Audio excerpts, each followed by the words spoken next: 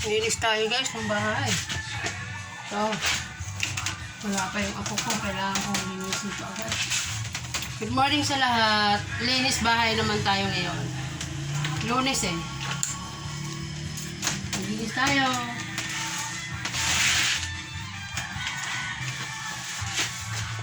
Ang dumi na oh. Galing sa ulan to eh. Ilang linggo bago umaraw oh. Ang dumi-dumi. Diyos ko dahil.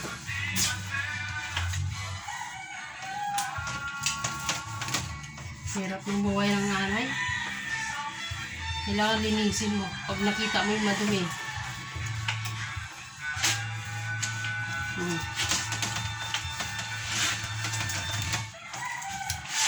May gawin ko to kasi ito yan nasa papa niya. Hindi off. Kaya pagkakataon ko maglinis guys. Wala nang mga kasama sa bahay. Pumasok na.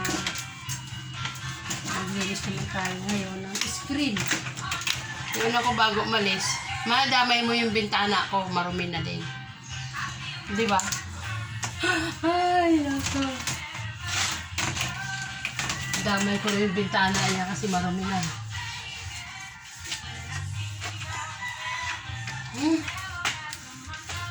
Linis pa more. Ito yung buhay nanay. Lahat na makita gagawin.